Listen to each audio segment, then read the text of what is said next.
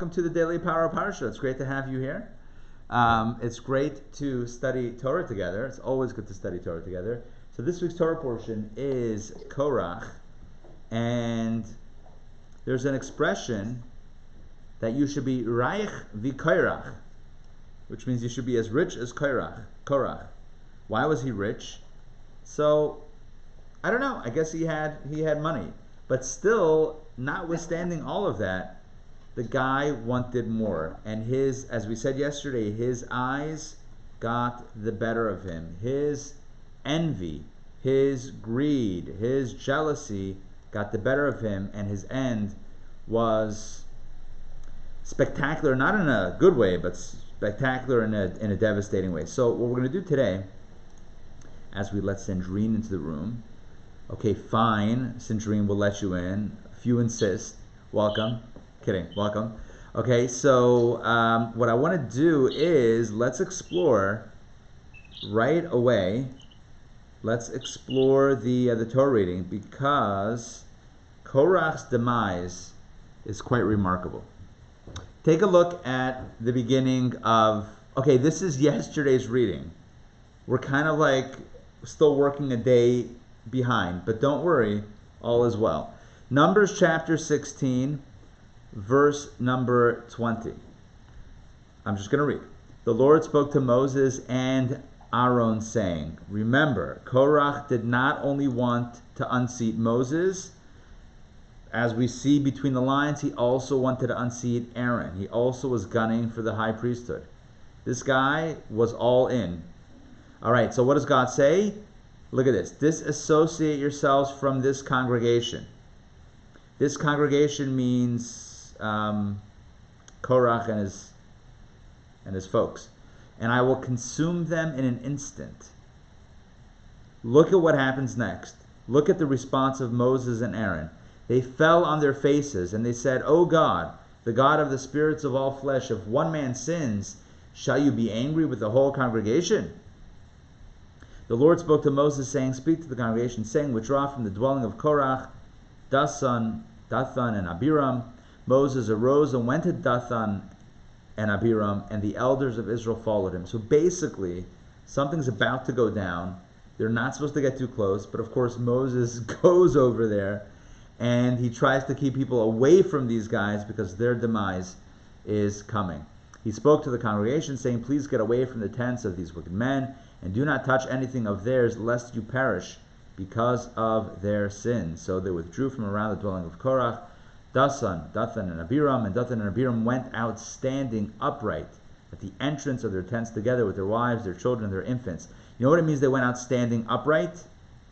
That means they were defiant. They're like, oh yeah, you think we're going to get harmed? Nothing doing. They were defiant in their opposition to Moshe, Aaron, and in this case, to God as well. Moses said, with this you shall know that the Lord sent me to do these deeds, for I did not devise them myself. Take a look. And he creates a condition. If these men die as all men die, and the fate of all men will be visited upon them, then the Lord has not sent me. In other words, if they die a natural death, then I'm a fraud. But if the Lord creates a creation, in other words, if something remarkable happens, and the earth, and he calls it right here, this is the called shot, or whatever, and the earth opens its mouth and swallows them and all that is theirs, think massive sinkhole, and they descend alive into the grave, you will know that these men have provoked the Lord. As soon as he finished speaking all these words, the earth beneath them split open. Yeah, the earth beneath them opened its mouth and swallowed them in their houses, and all the men who were with Korach and all the property. They and all they possessed descended alive into the grave. The earth covered them up, and they were lost to the assembly. All Israel who were around them fled from their cries, for they said, lest the earth swallow us up too. A fire came forth from the Lord and consumed the 250 men who had offered up the incense. We skipped that piece of the narrative.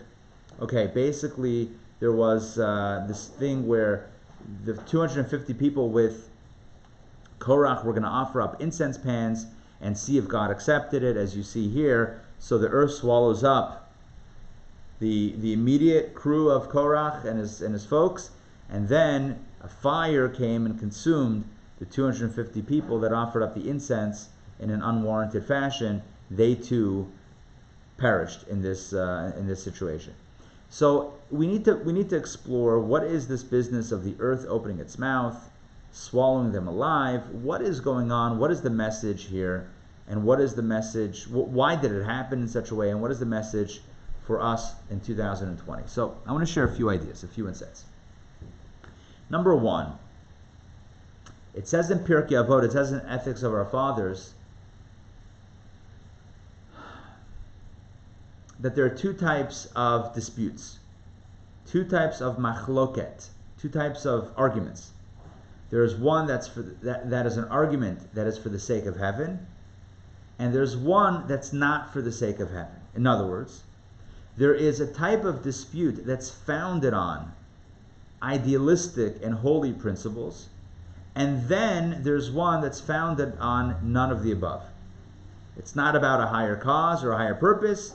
It's just straight up jealousy and fighting.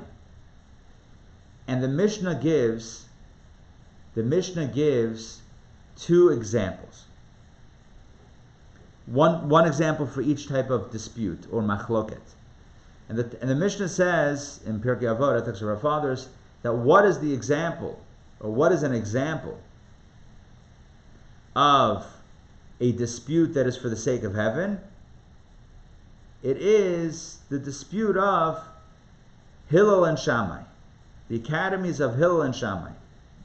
Famously, the Mishnah and the Talmud have extensive recordings of debates between these two great sages, a man named Hillel and a man named Shammai, and their respective academies. Each had an academy of Jewish study, and their academies also disagree with each other about areas of Jewish law, all founded upon an exploration for what the Torah would say about such and such case that's not directly discussed in Torah. In other words, in a situation where a case arises in Jewish law that's not directly informed to us by the Torah, so there is a certain measure of derivation and application using precedent, using the laws that we know to apply it to the laws that we don't yet know. Hillel and Shammai both had a role in applying Jewish law to new cases, but oftentimes they applied it in different ways. Based on the same precedents, the same rulings, the same teachings, they applied it to new cases a little bit differently. And there are extensive, hundreds of debates between the academies of Hillel and between the academy of Hillel and the academy of Shammai that reflect very different ways of looking at Jewish law. And yet, the Mishnah says this is an example of a machloket, of a dispute that is for the sake of heaven. Hillel and Shammai and the respective academies were never in it for their own ego. It was never about, well, this is what I think and I want to be right and I want to have my name recorded in the history books and I want everyone to know that I came up with this law. It was never it was never an ego-based experience. It was always driven by the single motivation, which is, what does God want us to do? And this person said, it seems to me like God wants us to do this. And this one said, it seems to me that God wants us to do that. But they were both driven by a higher purpose. They were not driven by ego, by selfishness, by jealousy, right? They were driven by simply a pursuit of exploring and exposing God's will. What does God want us to do in this situation? It's not clear. Here's what I think. As true as I can think along the lines of Torah precedent. The Mishnah says any dispute that is founded upon a pursuit of truth and for the sake of heaven, in other words, it's for a higher purpose, that machloket will endure. It will last forever. And you might say, well, what's the value of it lasting forever? Wouldn't it be good to resolve the dispute? What it means is that both parties are remembered forever favorably, even though when it comes to halacha, to Jewish law, we have to choose one approach, either Hillel or Shammai. You should know we typically choose Hillel. Hillel was usually more lenient in his application of law. Shammai was usually more strict. We go by Hillel. Hillel was the majority. There were more students, more people that aligned with Hillel's way of thinking than with Shammai's. So when it comes to the realm of practical Jewish law, we follow Hillel. By the way, famously, when it comes to the celebration of Hanukkah, right? We light one candle the first night, 2 the second night, 3 the third night. We add a candle each night, right? That's the way that everyone does it. That is the opinion of the Academy of Hillel. The Academy of Shammai says start off with 8, then go 7, 6, 5, 4, 3, 2, 1. Go down each day. No one does that. You know why? Because the halacha is like the Academy of Hillel. Because we go like Hillel, not like Shammai. But we still study Shammai's opinion. And we still respect Shammai's opinion. You know why? Because they were in it for the right reason. And so even though when it comes to the realm of action, you can only do one way. You can only either light your menorah going up each night or going down each night. You can only do it one way. And we do it like Hillel. So although in the world of action, you have to choose one, which means the other is going to get left out, in the realm of concepts and ideas, in the realm of Torah study, both opinions are forever. Both endure. Both are everlasting. We study to this day the opinions of both Hillel and Shammai. We study it, we explore it, we seek to analyze it, and to apply it in our own way. In fact, the Talmud says, Elu va'elu divrei Elokim chaim. Both these and these are the words of the living God. They're both true. They're both Torah. Although in action you can only follow one path of action, but in concept, both are true because both applied the principles of Torah faithfully to the best of their understanding. The Mishnah continues, but there's another type of dispute, a dispute, a machlok, that is not l'shem shemaim, not for the sake of heaven. And what's an example of this dispute, of this second type of dispute? The dispute of Korach and his followers. Korach's agenda was not for the sake of heaven. Korach's fight was not about higher truth, was not about fulfilling God's purpose or God's mission. Korach's fight had one purpose and one purpose only, and that was for his own pursuit of power. He wanted to overthrow Moses and Aaron. Why? To assume leadership for himself. And therefore, it is not a machloket, l'shem shemaim. It's not a dispute that's for a higher call or a higher cause or a higher calling. It's a low dispute. It's an ego-driven fight. It's fighting because you want to win, you want someone else to lose, whatever. The Mishnah says, when it comes to the first dispute, the dispute is that for a higher purpose, it gives the example of the dispute of Hillel and Shammai. It mentions both parties. But when it talks about the second type of dispute, it talks about the dispute of Korach and his followers. And it doesn't even mention Moses. You know why? Because Moses was never fighting. Because Moses was never part of the fight. He was the subject of he was the target of Korach's fight, but he was never part of that fight. You ever have that experience where someone's fighting with you and you're not even, you don't even know why? It's like you're not even involved. They have an issue with you. It's their issue. It's not my issue. I don't have an issue with you. You have an issue with me. I didn't do anything. Moshe had no issue with Korach. He loved his cousin. He tried to encourage his cousin to back off and to just, embrace his role. He pushed. So what happens? What happens at the end is, as we read today, the earth opens up its mouth, so to speak, and swallows up Korach and his followers. What's the message? Why is such an unusual form of demise? Why? What's the deeper significance? So the earth opening up its mouth and then closing again, means that the person is swallowed. There's no remnant left. Any other form of death, all of the other forms of death essentially, leave some sort of remnant on planet Earth. I mean, even God forbid, if somebody is burnt alive or whatever, I mean, God forbid, right? There's still ashes that remain. Something, a trace remains. We're talking here about a method of death, Korach's death, in which leaves absolutely zero trace on planet Earth. I mean, I'm thinking the only other way to do this would be to like send someone to the moon or something, or send someone to, outer space. But any other form of death would leave a remnant, but not the earth opening up and it falling into the bowels of the earth and the earth closing back up. What's the message? The message is a similar message to what I mentioned before from the Mishnah, Pirkei Avot.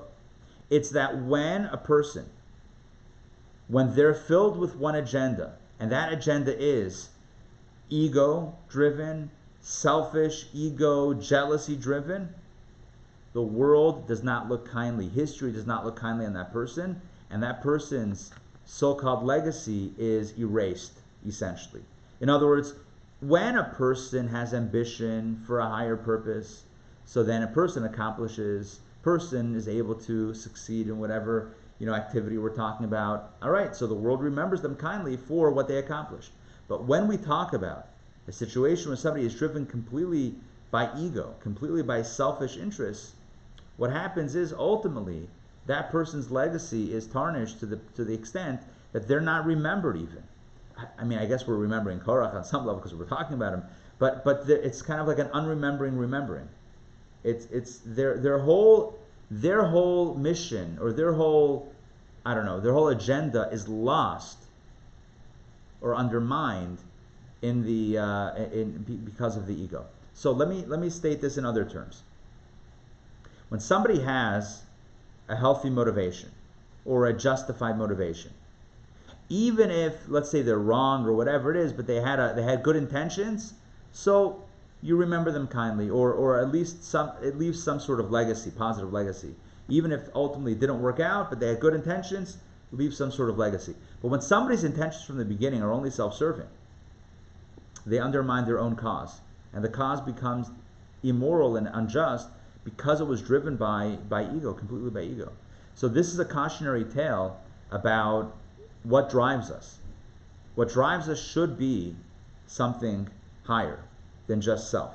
If we're driven by self, that's not a valid motivation according to Torah. Let's go back inside. I want to do some more verses, some more interesting ideas here. Okay, let's take a look.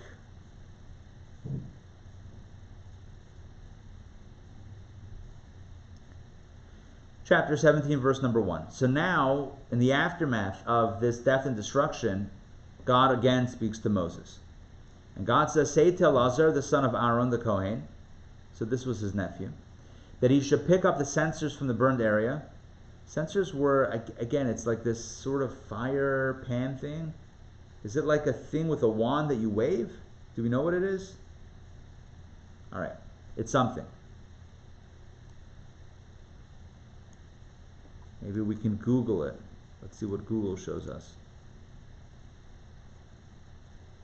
There you go. Look at that. Beautiful. Ta-da! Oh, look at that. It has a power cord. I'm assuming that the ones back then did not have a power cord. You gotta be kidding me. That's hilarious. That is funny. Okay, so maybe let's see and more. Oh, look at that one. Oh, well, we've seen that before, right? People carry around those things, incense, little smoke togglers. Yeah, we've seen this before. Yes? Yes? All right. This is what they were carrying, the 250 people that got burned. They had incense, the Torahs. And they're like, yeah, we're holy. Look, we can also be priests. Yeah, not exactly. So here's what happens next. Say to Elazar, the son of Aaron the Kohen, that he should pick up the censers. Can't let a good censer go to waste. I mean, pick them up from the burned area, but throw the fire away, because they have become sanctified. The censers of these who sinned the cost of their lives, and they shall make them into flattened out plates as an overlay for the altar. Look at that. Look at that. Unbelievable. They were to melt down the censers and turn it into flattened out plates of metal and overlay the altar. Look at that. The altar was to be covered with the melted metal from these censers. Why? Because for they brought them before the Lord. They brought these people, the 250 people who died just now, brought them before the Lord, and they've therefore become sanctified, and they shall be as a reminder for the children of Israel. So whenever a person would bring a sacrifice on the altar, they would see that covering, maybe copper, maybe gold, whatever material it was, they would see that plating on top of the altar. They would remember, this is the remnants from the 250 people who were trying to become Kohanim priests. So they were copper. So Elazar the Kohen took the copper censers, which the fire victims had brought. They hammered them as an overlay for the altar. They didn't even melt it down. They hammered it out as a reminder for the children of Israel, so that no outsider who is not of the seed of Aaron, in other words, no one who's not a Kohen, shall approach to burn incense before the Lord, so as not to be like Korach and his company, as the Lord spoke regarding him through the hand of Moses. So this was a reminder, a warning for all time, that no one should attempt to become the Kohen. You know the joke about the guy who comes to the rabbi and says, "Rabbi, make me a Kohen." And the rabbi says, "I can't just make you a Kohen." He says, "No, really, make me a Kohen." He says, "I can't." He says, "I'll make a donation." He says, "I can't. I'll make a big donation." "I can't. I'll make a really big donation." The rabbi says, "Okay, fine. Fine. If you're making a really big donation, we'll make it happen." Okay.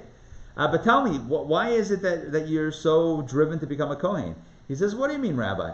My grandfather was a Kohen. My father was a Kohen. I also want to be a Kohen." The rabbi said, "No problem, just write the check." Anyway, the joke is because obviously if your grandfather and father is a Kohen, that's how you become a Kohen. The message is, though, that someone who's not, that's a joke, right? But someone who's not a Kohen, someone who's not born into that priesthood or priestly family, cannot approach the altar to bring the sacrifice, could not do the service in the temple or bring the incense. And this was the warning. Now, take a look. You'll be stunned. You'll be stunned. Verse number 6. The following day, the entire congregation of Israel complained against Moses and Aaron, saying, "You have killed the people of the Lord." You see this? You see what's going on here? Korach and the rabble-rousers and the 250 people who try to bring the incense unwarranted, they perish. And now what does the rest of the congregation say to Moses and Aaron? "You killed good people. You got them killed." It came to pass while the congregation were assembled against Moses and Aaron that they turned to the tent of meeting, and behold, the cloud had covered it, and the glory of the God of the Lord appeared. Moses and Aaron came to the front of the tent of meeting, and this segues straight into today's reading, which talks about God saying to Moses the following: "Stand aside from this congregation, step back, and I shall consume them in an instant." God is basically saying, this is the final straw. Look what's going on here. There were people that try to overthrow you and your brother, and I brought about their demise, and now they're complaining about it. That's it. They're all done. What happens next? Moses says to Aaron, "Take the censer." Now you know what a censer is. That little wafty thing, right? Take the censer and put fire from the altar top into it and put incense. Then take it quickly to the congregation, atone for them, for wrath has gone forth from the Lord, and the plague has begun. Aaron took it, the censer, just as Moses had said, and he ran to the midst of the assembly. And behold, the plague had begun among the people. He placed the incense on it and atoned for the people. He stood between the dead and the living, and the plague ceased. The number of the dead in the plague was 14,700, beside those who died because of the matter of Korach. Aaron returned to Moses at the entrance of the tent of meeting, and the plague was checked. So that's today's reading, a very short reading, but it's not done yet. We still have one more piece of the story tomorrow. But here we have this really dramatic piece. After Korach and his men, his followers, are ended, so the people complain, a plague breaks out, 14,700 die, and Aaron saves the day. Aaron takes the incense. Aaron is allowed to bring the incense because he is the high priest. He brings an incense offering, he waves it amongst the people, and the plague ends. Okay, so what's the moral of the story? The moral of the story is, even if you're offended, even if people are trying to tear you down, still help them out when they need it. You with me on the moral of the story? The people were against Moses and Aaron, and even those who didn't die ganged up against Moses and Aaron, saying, you killed good people. Korach shouldn't have died, and his people, 250 people, shouldn't have died. They ganged up. And you could have thought that Moses and Aaron would say, you know what? Y'all deserve whatever's going to come to you. You're starting up, even after the earth opens up and swallows them, and even after the fire consumes those that brought the fire pans, even after that, you're still causing trouble. That's it. You're on your own. That's not how they responded. Moses and Aaron went to action. Aaron did his incense thing. The plague stops. And the message is, don't hold a grudge. I know it's easier said than done. Do not hold a grudge. But it's one thing to not hold a grudge. It's another thing to be a blessing for those that try to harm you. Imagine someone, God forbid, is trying to harm you, and instead of taking revenge, not only do you not take revenge, not only do you ignore, but you go out of your way to help them. Now you might say, karma, baby. Yeah, look at that. You start up with me, God's messing with you. Hey, karma's karma. Sorry, if you didn't want it, you shouldn't have started it. Easy to say that. Justifiable to say that. That's not what Moshe and Aaron do, because they are true leaders and they don't hold grudges. Moshe and Aaron say, doesn't matter, you got yourself into hot water, we're going to get you out of it. Okay, Korach was Korach, and he wasn't able to be gotten out of. That's it, he was sunk, all puns intended. But when it came to the other people, when it came to the others, Moshe and Aaron demonstrate the idea that we cannot hold judges, and we're meant to be there for others, even those that are trying to harm us. That's the Jewish way. All right, it's not just turn the other cheek. It's look out for the welfare, even of someone who has an issue with you. Don't have an issue with them and try to help them. And honestly, that's the best form of leadership. If Moses got offended every time someone started up with him, it wouldn't be good. It wouldn't be good. And it's not what Moses do. If you're a Moses, you don't get offended, right? You're not going to take it to heart. You're just going to feel sorry for the other person, compassionate, and you're going to want to help them. And this is a message for all of us. So let's recap some of the practical lessons we learned today. Number one, we spoke about 2 ways to argue. Either because you believe in what you're arguing about and it's for a higher purpose, or because you're being selfish and your ego is talking. If it's the former, then you'll be remembered in a positive light. If it's the latter, your legacy will be undone. So, Hillel and Shammai disputed all the time. We remember them fondly. Korach, not even Moshe. Moshe wasn't even involved. Korach had an axe to grind. It was ego. We don't remember him kindly. His legacy is undone. That's the message of the earth swallowing up Korach. The legacy, all that you worked for, under that ego umbrella, it's all undone. It's all loses the entire legitimacy of the matter.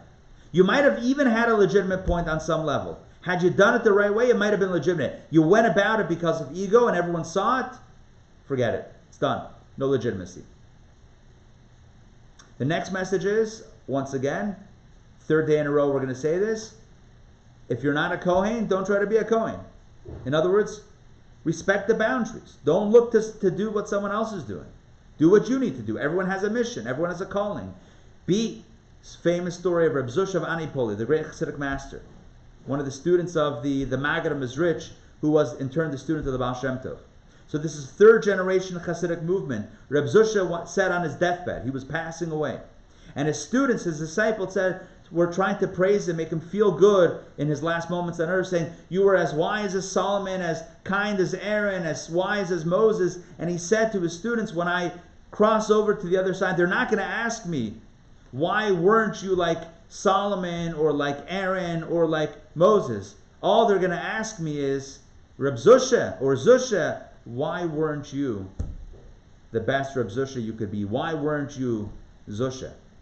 And the message for us is, be yourself, everyone else is taken, right? Like Mark Twain once wrote. Be yourself, be the best you can be. Don't try to be someone else. That's why they melted down the copper censers and overlaid it on the altar.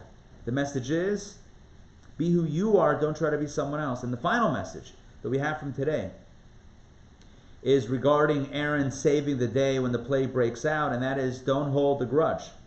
Somebody might have an issue with you. You don't even have an issue with them. But they're fighting, trying to destroy you. Don't just turn away. Don't just ignore. Don't just not get offended. But on the contrary, feel compassion toward that person. Clearly, they're operating from a sense of pain. That's why they're making so much noise. We once had a speaker here, Label Wolf, the Kabbalist from Australia. Label Wolf once said, when somebody's on the ground screaming, bleeding from their arm, you don't shout back at them.